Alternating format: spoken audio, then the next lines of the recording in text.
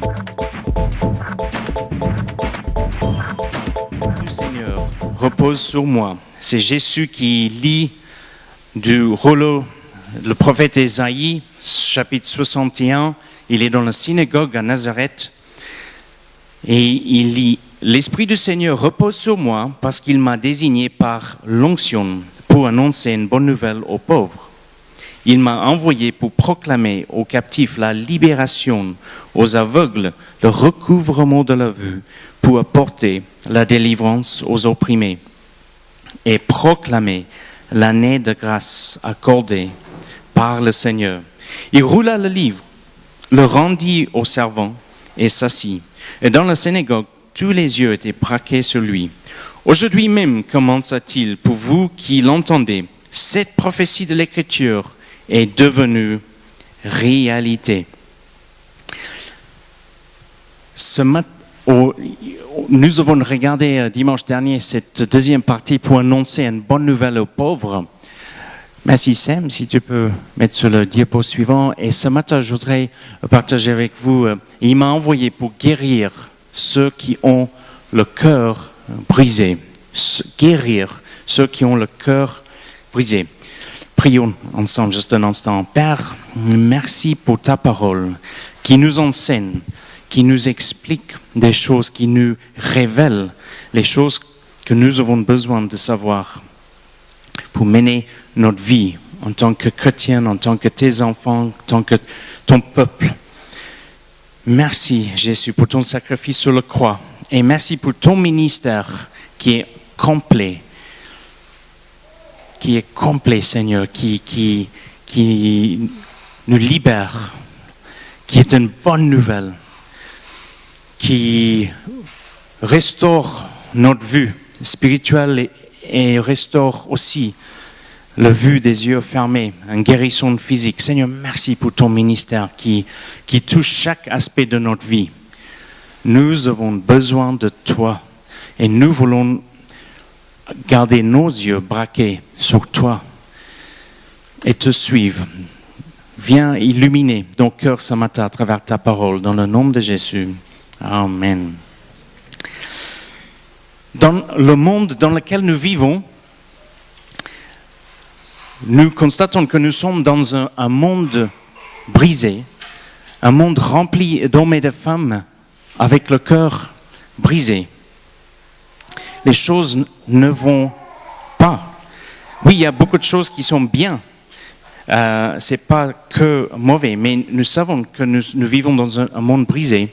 C'est quelque chose qui m'interpelle et que nous sommes en 2018. On est au summum de notre science, au summum déjà dans le 19e siècle, la Terre était cartographiée. On savait où étaient toutes les îles. Il n'y avait plus rien à découvrir.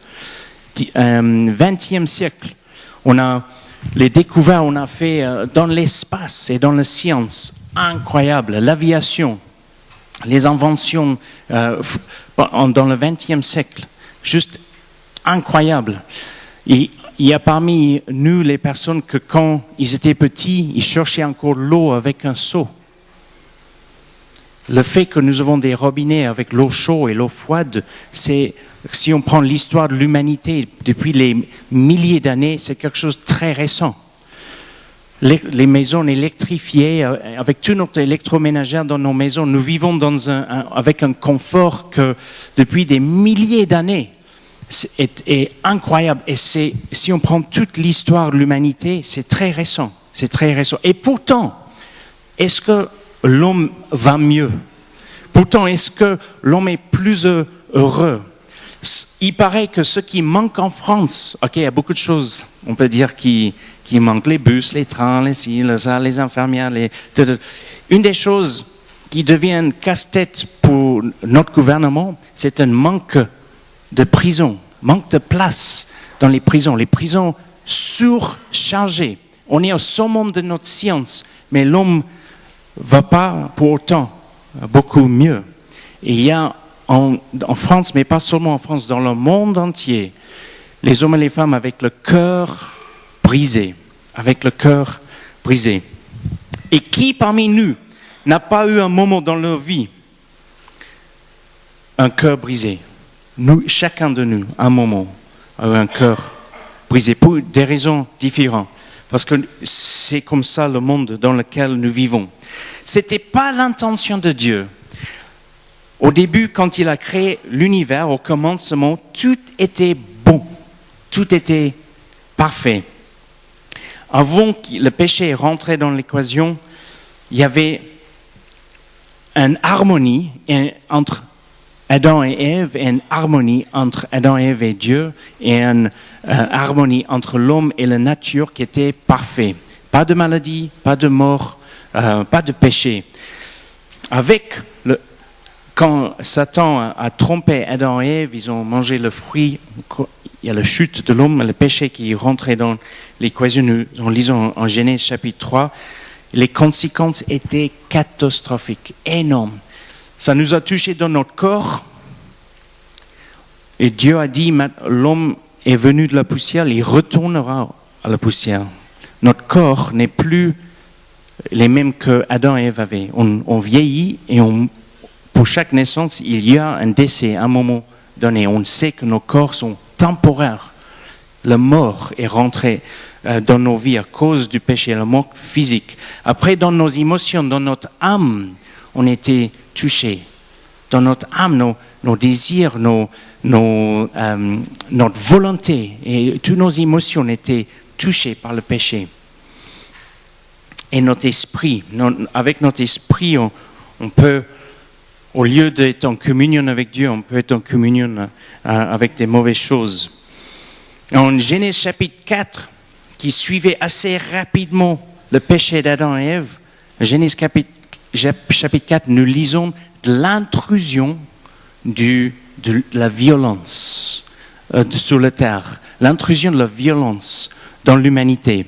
Caïn qui tue son frère Abel, en colère à cause de sa jalousie et son colère, et Dieu lui dit, le péché frappe à ta porte, il faut que tu le maîtrises. Il n'a pas pu le maîtriser, il a tué son frère. Et la violence qui reste sur la terre et dans l'humanité depuis les générations après, il y a beaucoup de cœurs brisés. La plupart des injustices et les souffrances liées avec ces injustices que nous subissons sont à cause du péché. Oui, c'est vrai, il y a des catastrophes naturelles, des maisons qui peuvent être inondées, des feux, les sécheresses, etc., qui peuvent être très, très, très destructeurs. Mais si vous faites le compte du nombre de personnes qui meurent dans un tremblement de terre, par exemple, c'est infiniment petit en comparaison avec la cruauté et la dureté de ce que les hommes peuvent faire à des hommes. Les guerres, les génocides, les attentats, les meurtres et d'autres formes de violence, pas physiquement violents, mais psychologiquement violents, la médisance, commérage, harcèlement, etc., qui fait beaucoup de mal également. David a dit en 2 Samuel chapitre 24, c'est suite à le moment où David a fait le dénombrement du peuple d'Israël, un péché devant Dieu, et Dieu envoie un prophète pour parler avec David. Il dit, voilà, il y a 3 choses qui peuvent se passer. À toi de faire le choix, ça ou ça, ça. Vous pouvez le lire en 2 Samuel 24. Et David qui dit, oh, tombons entre les mains de l'Éternel, car ses compassions sont immenses, mais que je ne tombe pas entre les mains des hommes. Que je ne tombe pas entre les mains des hommes. Les hommes peuvent être cruels. Les hommes peuvent être cruels. Les hommes peuvent être très, très cruels.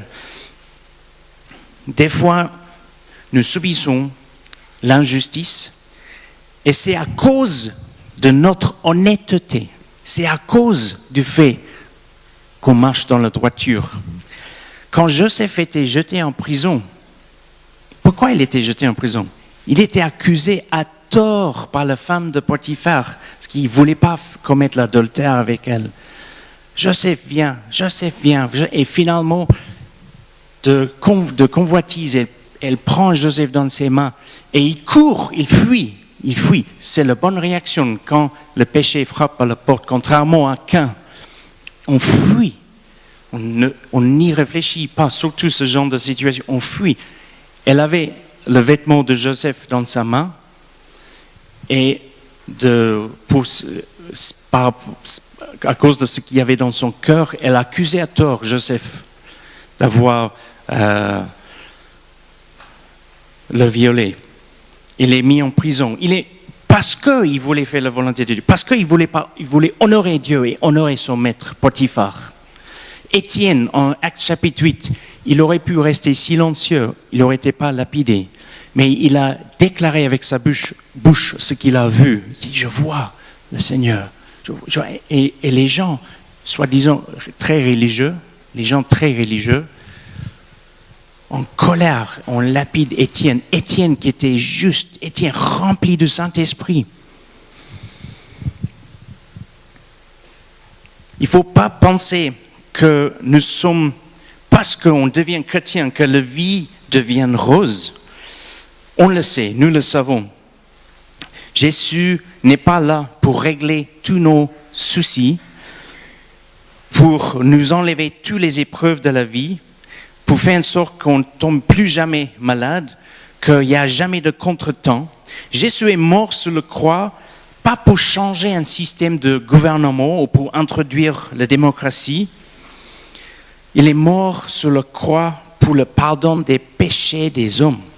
Et qu'ensuite, nos cœurs soient changés, transformés, et ensuite on change le monde. Parce que nos cœurs sont changés, parce qu'on a reçu le pardon des péchés. Un bon exemple, c'est le réveil qui a eu lieu en Pays de Galles au début du XXe siècle, 1904, 1906, je ne sais plus vers là. Un réveil de l'esprit en Pays de Galles. Réveil, pour ceux qui connaissent moins bien l'expression, c'est quand les chrétiens se réveillent. Ce n'est pas les non-croyants qui deviennent chrétiens. Ça commence avec les chrétiens qui se réveillent. Et souvent, ça commence avec les chrétiens qui prient. Et il y a une présence de l'esprit qui descend des cieux, qui amène les gens à se repentir, mais à se repentir comme vous ne pouvez pas imaginer. Quand on lit les récits, les agendas des gens qui ont vécu dans les différents réveils, notamment le réveil en Pays de Galles, la repentance est tellement profonde. La repentance, c'est-à-dire d'être désolé pour les péchés et de vouloir crier à Dieu pour son pardon, crier à Dieu qu'il ait miséricorde sur le péché et de désir de tourner le dos sur le passé et suivre Jésus. Les gens étaient, comment on dit quand on est allongé sur notre ventre, prosternés devant Dieu. Ils pleurent. Les gens troublés. Ils ont besoin de le salut. Ils ne veulent pas quitter le lieu jusqu'à ils ont eu une rencontre avec Jésus. Ils ont demandé pardon de Jésus, qu'ils ont l'assurance de leur salut. Et le Pays de Galles changeait. Les policiers qui n'avaient plus de travail, il n'y avait plus de crimes, ou très peu de crimes. Les bars qui se fermaient les uns après les autres. Et maintenant, le Pays de Galles a une réputation d'être un peuple qui chante. Ils aiment les chants. Même dans les stades de rugby, ils chantent les hymnes chrétiens. Parce que c'est rentré dans les gènes, dans leur ADN, même s'ils ne sont pas tous croyants. Les générations présentes ont hérité quelque chose. Il y a encore le résidu, le poussière un peu qui reste grâce à cette réveil qui a eu lieu. Le but de Christ, la mission de Christ n'était pas que nous vivons dans un état de bonheur perpétuel. Si le but de cet évangile, c'est que vous et moi, on a le bonheur tout le temps, ça veut dire que Jésus doit œuvrer qu'on n'a jamais de soucis, jamais de pépins, jamais de maladies, jamais de contretemps. Parce que ça va nous gêner, ça va toucher notre bonheur. Non, Jésus est mort sur la croix pour quelque chose de beaucoup plus important et beaucoup plus glorieux. Déjà, le pardon de notre péché, que nous puissions être réconciliés avec le Père, notre Créateur.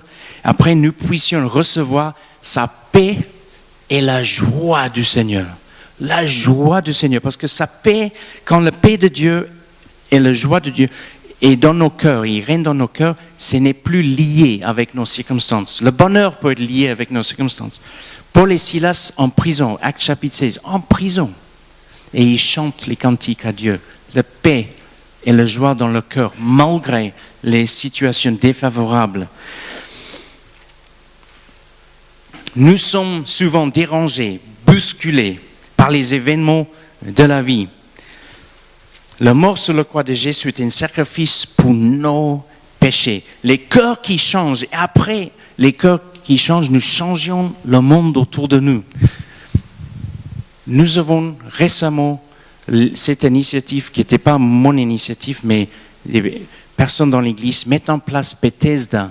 Et maintenant, on a la possibilité d'avoir Stéphane qui va aider les gens de façon concrète, pratique. C'est juste un petit peu, juste un grain de sable des cieux qui descend sur terre. On peut faire du bien autour de nous, on peut aimer, pardonner, aider, comme le bon Samaritain, la parabole de Jésus avec le bon Samaritain. Le monde qui change à travers les hommes et les femmes qui ont le cœur changé, touché par l'évangile de Jésus. Et nous devenons en Christ une nouvelle créature, transformée donc, spirituellement par le renouvellement de nos pensées. Romains chapitre 12. Pourquoi le renouvellement de nos pensées sont importants? Parce que ça nous aide à discerner la volonté de Dieu. Discerner la volonté de Dieu. Et dans l'évangile de Jésus, on discerne et ce que la parole nous révèle, c'est que Jésus veut guérir les cœurs brisés. Ça fait partie de son ministère, guérir les cœurs brisés. La restauration de toutes choses, c'est pour le futur, quand Jésus revient. Là, toute chose sera restaurée. En attendant, nous vivons dans le monde dans lequel nous vivons, qui est un monde déchu. Il y a le péché, il y a le diable, il y a les puissances des ténèbres auxquelles on doit faire un combat spirituel. Mais merci Seigneur, le ministère de Jésus, qui n'est pas seulement la grâce pour le pardon des péchés, c'est le point de départ, c'est le plus important, la grâce de Dieu. Jésus qui dit pour proclamer une année de grâce. Quand Jésus dit pour proclamer une année de grâce, ça veut dire que nous sommes dans une période qui a commencé dès la croix, il y a 2000 ans, quand Jésus est mort sur la croix, et ça va terminer quand Jésus revient. Et c'est dans cette période de la grâce, n'importe qui, à n'importe quel moment, peut crier à Dieu, dire, Père, aie pardon, aie pitié de moi, pardonne-moi de mes péchés. Et cette personne reçoit le salut. Comme l'homme à la croix à côté de Jésus, quand tu rentres dans ton royaume, rappelle-toi de moi. Et je te dis, aujourd'hui tu seras avec moi. Tu seras au paradis. Le salut est rentré dans son cœur. Tandis que l'autre personne, à l'autre côté de Jésus, a continué de se moquer de lui. Et ce ministère de Jésus qui commence avec le pardon de nos péchés, sa grâce, s'arrête pas là. Alléluia. Je dis merci Seigneur que ton ministère n'est pas juste le pardon de nos péchés, mais Jésus veut te toucher, nous toucher, me toucher dans chaque aspect de notre être. Notre corps, physiquement, de guérison, même si on sait on n'a pas des corps éternels. On peut être guéri aujourd'hui, mais ça va pas, on sait qu'à un moment, sauf si Jésus revient, à un moment, le Seigneur va nous reprendre, n'est-ce pas? Mais la guérison dans notre corps, la guérison de notre âme, la guérison de nos émotions, la guérison de nos cœurs brisés. Et il va impacter notre esprit, qu'on puisse, nous sommes les êtres spirituels, on peut adorer Dieu, on peut entendre sa voix, on peut être rempli de son esprit. Et la manifestation des dons de l'esprit peut être une réalité de nos vies parce qu'on est corps, âme et esprit. Et donc le ministère de Jésus est une bonne nouvelle pour les pauvres. On a vu ça dimanche dernier. Il veut guérir les cœurs brisés. La délivrance pour les captifs, Le recouvrement de la vue pour les aveugles, que ce soit un aveugle, quelqu'un qui est aveugle, spirituel ou physique, donc la guérison pour le corps. Et donner la liberté à ceux qui sont opprimés. On en parlera à un autre moment, pour publier une année de grâce du Seigneur. Et vous voyez un petit peu ce ministère de Jésus, il est complet, il est entier. C'est pour notre corps, âme et esprit. Et c'est à travers toi et moi que ce ministère devient une réalité.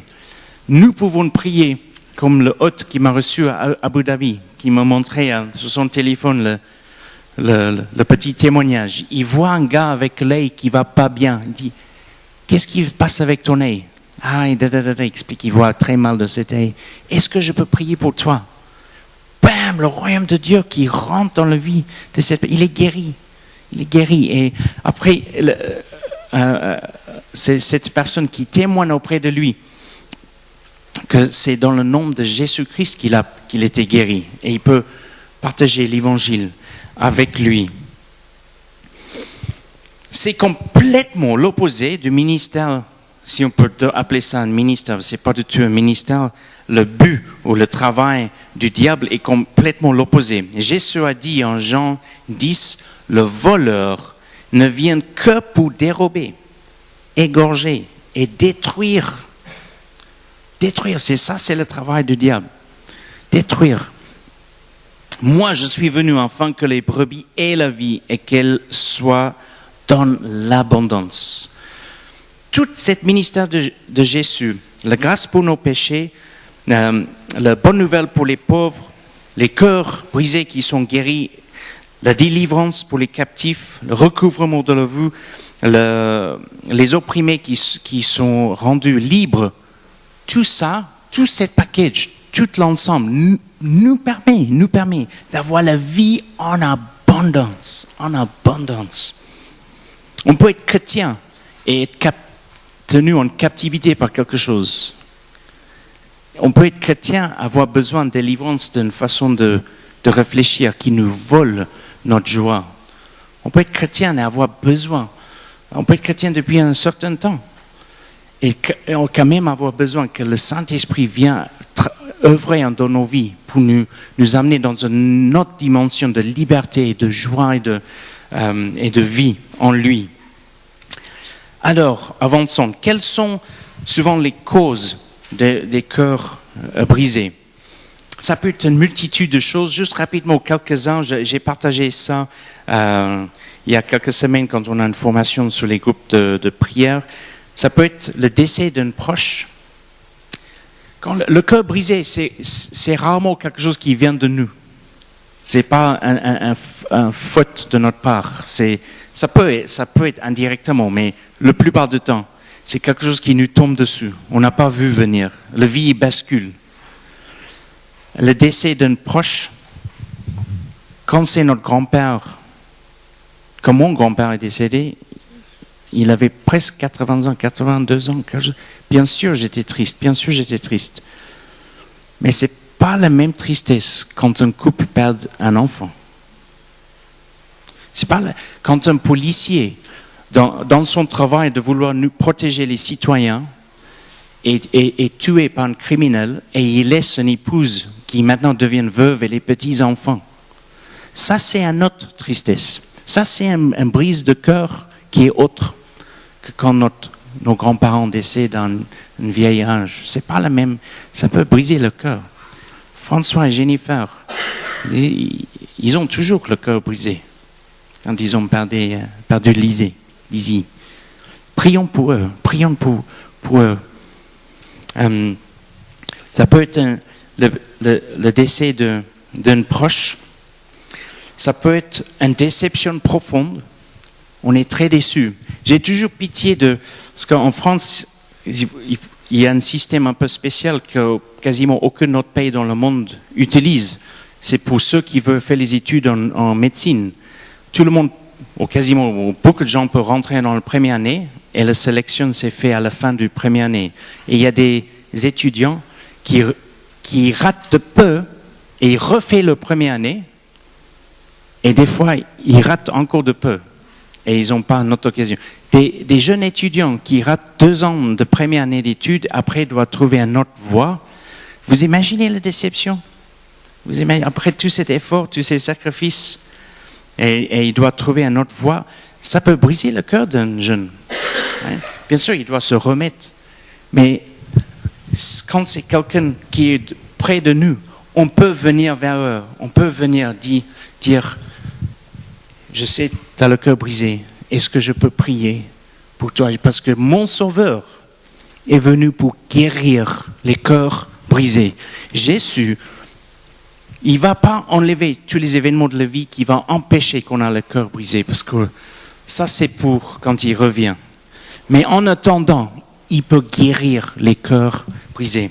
Des fois, on est déçu parce qu'on a une déception en amour.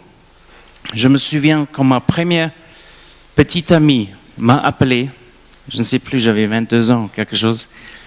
Tim, c'est fini. C'est une catastrophe. J'étais perdu émotionnellement. J'ai senti comme un petit chiot dans la rue, vraiment complètement déboussolé. Elle était croyante chrétienne, moi aussi. On aimait tous les deux Jésus. On n'était pas faits l'un pour l'autre. Et c'était une grosse déception. Grosse déception. Heureusement, Dieu savait ce qu'il faisait, parce que j'ai eu une deuxième petite amie, une deuxième copine. Elle est devenue mon épouse. Elle est toujours ma copine. Et elle a 2 chapeaux, copine et épouse, comme ça, 2 casquettes. Dieu savait ce qu'il fait. Mais dans le moment, j'avais le cœur brisé. Et merci Seigneur, on peut chercher la face de Dieu, chercher sa présence, et Dieu guérit. Dieu guérit le cœur. Il vient y guérir. Des fois, on a besoin de temps, mais il guérit. Ça peut être une déception professionnelle. Tu travailles. Tu es promis la promotion, tu es promis le poste. Tous les collègues disent de loin, c'est toi qui le mérites. De loin, c'est toi qui as la compétence. Et au dernier moment, il y a une manœuvre bizarre chez les directeurs, les managers, les boss. Il y a lui, on va lui mettre dans le poste. C'est le copain du PDG ou le cousin, je ne sais pas quoi. Et voilà, et quelqu'un qui n'a pas fait l'ancienneté, qui bam, il a la promotion. Déception, cœur, et ça peut avoir le cœur brisé. Jésus peut venir guérir. Imagine comment Joseph a dû sentir quand ses propres frères le jetaient dans le puits. Il voulait le tuer. Ruben dit non, on le met dans le puits. Il voulait le libérer plus tard. Ses propres frères. Vous imaginez son cœur brisé.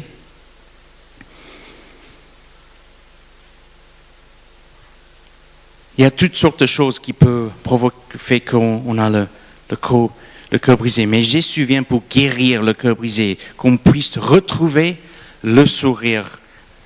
Pourquoi ? Parce qu'on retrouve dans nos cœurs la paix de Dieu et sa joie. Sa paix qui règne dans nos cœurs et sa joie, et qui nous permet de nouveau de sourire, de se projeter dans l'avenir, d'avoir envie de partager notre foi avec ceux qui sont autour de nous. Jésus a dit, vous êtes de Dieu et vous avez vaincu, parce que celui qui est en vous est plus grand que celui qui est dans le monde. 1 Jean 4, verset 4. C'est un verset important, parce que à travers ce message, je ne veux pas communiquer ce matin une idée que la vie de chrétien, c'est de passer de moments où on a le cœur brisé, et que, hop, ça va mieux, et paf, encore le cœur brisé, hop, ça va mieux, et paf, comme une vague, comme ça. Ça, c'est pas la vie de chrétien que Dieu nous... On sait qu'on va avoir des moments durs et difficiles. Jésus a dit, tu vas avoir les tribulations dans le monde, mais prenez courage, j'ai vaincu le monde. Vous allez avoir les tribulations, Jésus a dit. Prenez courage, j'ai vaincu le monde. Et Jésus veut que nous puissions amener les vies de vainqueurs. Et on vaincre les choses qui nous arrivent. Et ce n'est pas nous qui sommes vaincus, mais nous sommes vainqueurs en Christ. Vous êtes de Dieu et vous avez vaincu, parce que celui qui est en vous est plus grand que celui qui est dans le monde. 1 Jean 4,4. Donc la vie de chrétien, c'est qu'on puisse vaincre et vivre dans la victoire. Pas notre propre victoire, mais on vit dans la victoire que Christ a gagnée pour nous sur la croix il y a 2000 ans. Et on dit, Seigneur, je veux tout ton ministère, la grâce pour le pardon de mes péchés et le reste, la libération des opprimés, les cœurs guéris, et le recouvrement de la vue, etc. Tout. Pour conclure, Jésus est là pour guérir ton cœur.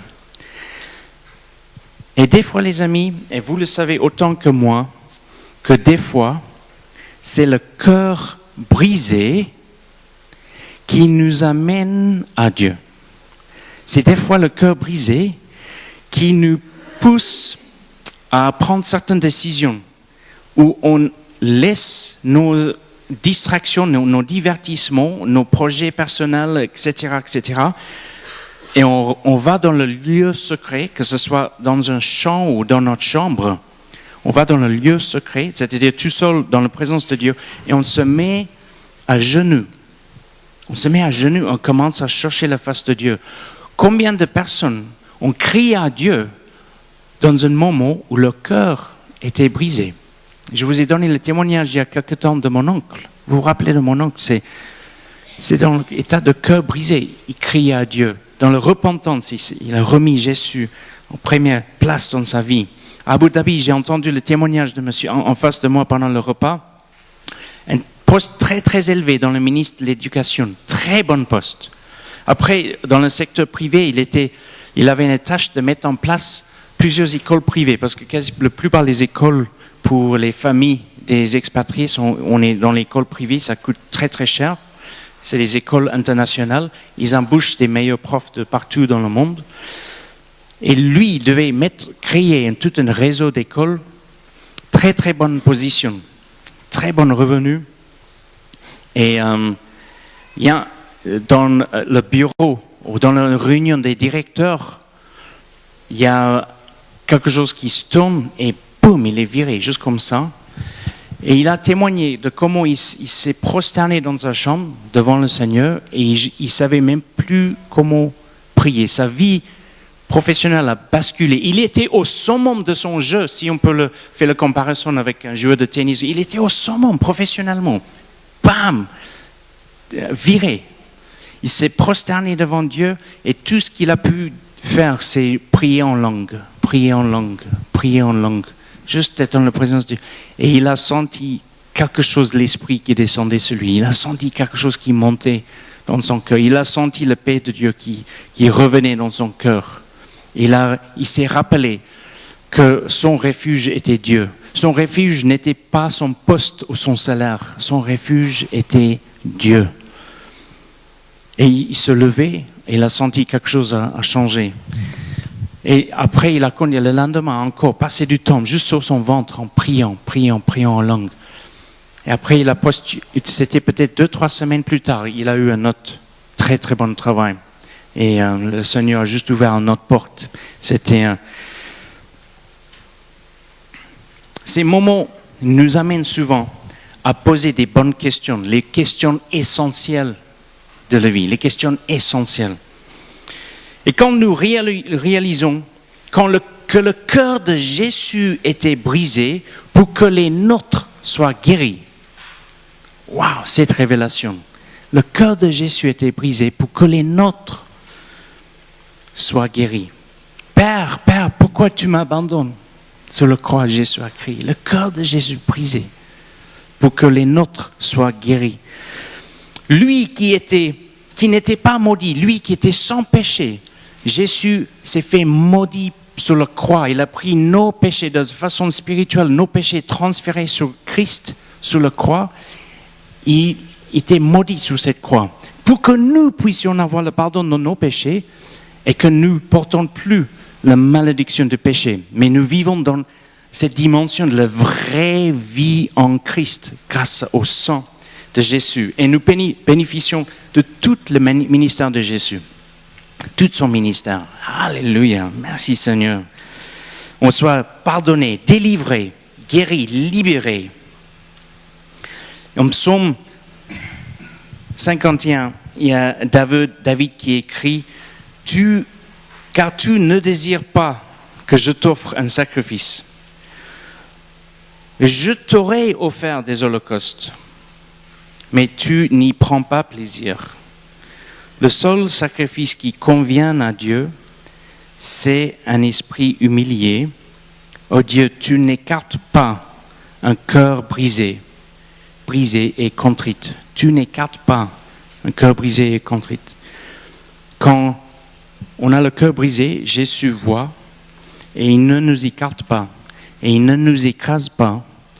Il nous invite à se procher de lui, de rentrer dans sa présence, parce qu'on vient dans une attitude de grande humilité et on dit « Jésus, j'ai besoin de toi, viens s'il te plaît, commence ton travail de guérison dans ma vie, viens guérir, viens. » Et en passant, fais les choses que tu veux accomplir dans ma vie. Et c'est souvent dans les moments où on passe par la douleur du cœur brisé, que Dieu veut nous raffiner.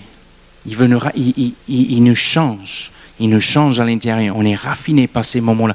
À condition on cherche sa face, à condition on accepte sa voix, sa volonté pour nos vies. Est-ce que je peux vous inviter à vous lever? On va juste prier ensemble. L'équipe de louange peut juste s'installer.